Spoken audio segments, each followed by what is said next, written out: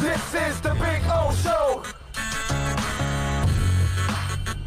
This is the Big O Show.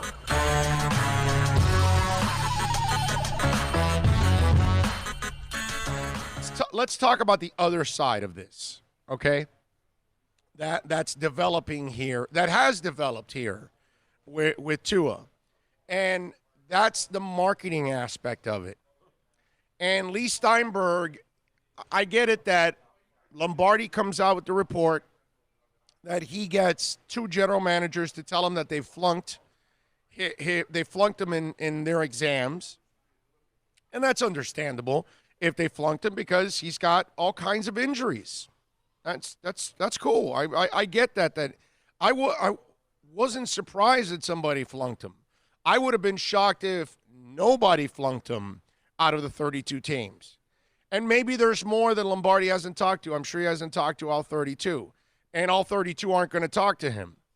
And I know Steinberg did an interview with Hockman and Crowder yesterday, which, was another, fluff PR crap that the agent came out. I mean, what else is the agent going to say? Oh, he's healthy. It's not going to be an issue. Well, he's injury prone. Okay? Lee Steinberg is an awesome agent. But we have dealt with a circus with all of this. And I listen, Lee and his staff are doing what they're supposed to do. They got to try to sell Tua to people. But you're also doing something in a way that you're creating another hurdle for NFL teams to overcome. And that's the hype that you put out there on the media.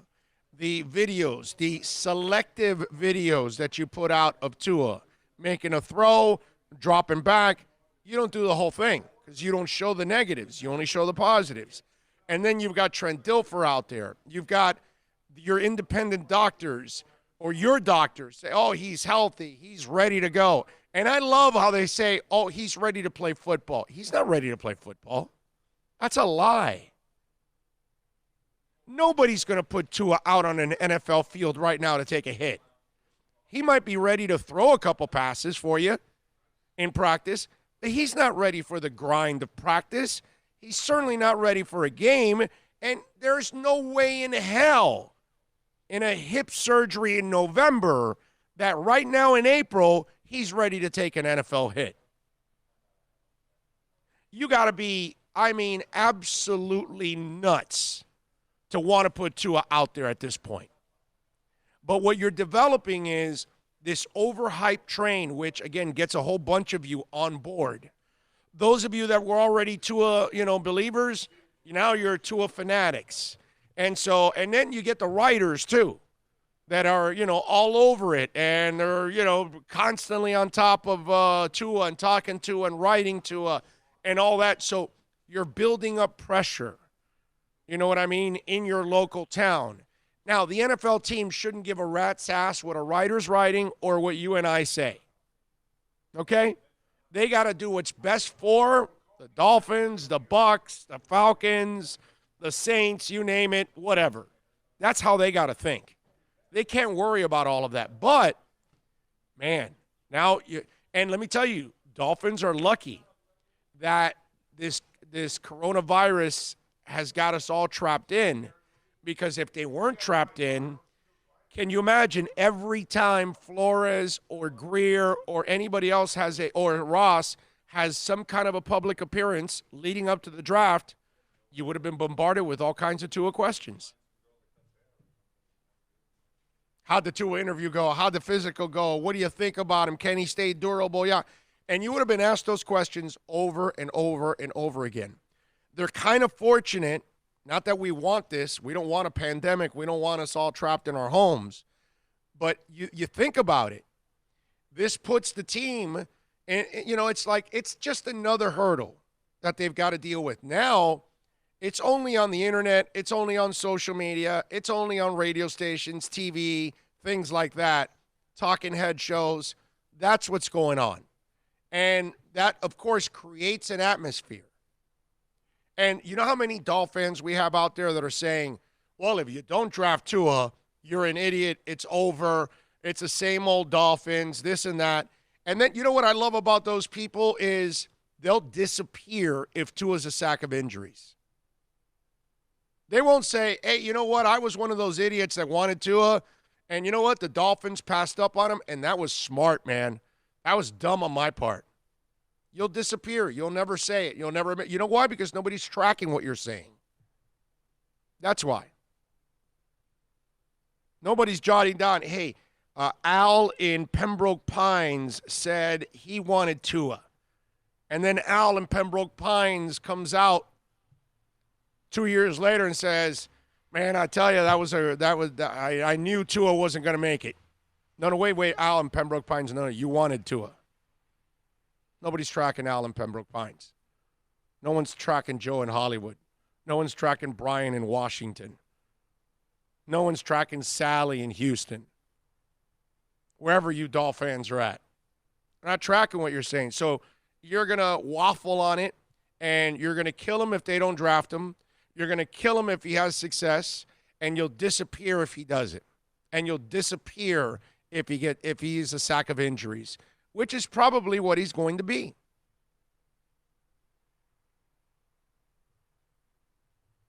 I get it. I understand all of this.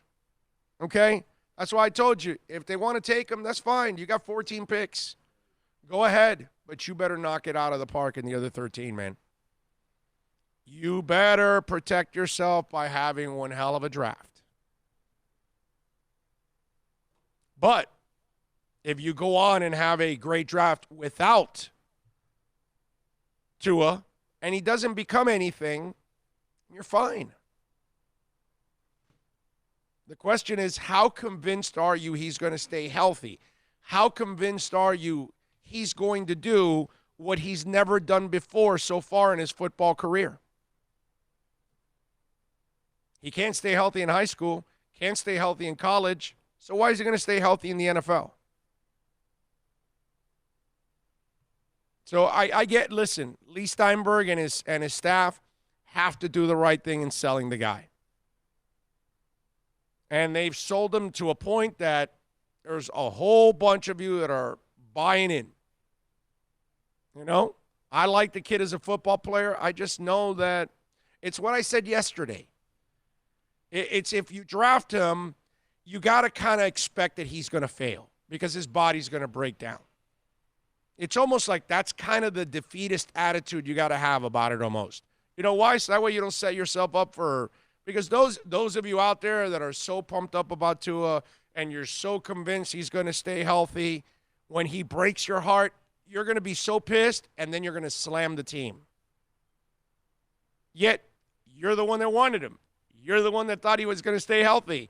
But when the team picks him, they're bad. Team's not going to win here on this one. It's just, it's hard to win here. The environment they've created, the hype that comes behind it. He's a fantastic young man. That's the other thing. You know that if Tua was a bad dude, it would be a lot easier to get off the bandwagon and say, yeah, no, I'm not taking a chance on that guy. He's, Antonio Brown, he's really talented, but he's a cancer. So you're going to weigh the positives and the negatives here. But when you're a fantastic person and then the injury is the only thing that's really holding you back, people will make every excuse and try to justify it as much as possible. Tim Tebow was a fantastic young man, played hard as hell, practiced hard, was a great teammate, a great communicator. He had leadership qualities, obviously. There was one problem with him. He can't pass. But yet everybody made excuses for him. Everybody rooted for him. I rooted for him. I didn't make any excuses for him. I never thought he was a quarterback, but whatever. But that's me consistent about athletes with the ball in their hands. That's consistent, whether you're Tim Tebow, whether you're Lamar Jackson, whatever, Ryan Tannehill, whatever. Athletes with the ball in their hands is what it is. Lee Steinberg's calling you. Yeah, Lee Steinberg's calling. So I just when you look at this situation and you look at where they're at with all of this, okay? And look, in a perfect world, it would be nice for everything to fall in place, but it's not. It's not a perfect world, and there's more limitations here than ever. You don't really get that personal workout that you really want. And that's going to be really, really important to see where he's at with the injury. But even having said that, again, you have to ask yourself, can he do what he's never done in his career? Stay healthy. That's the question.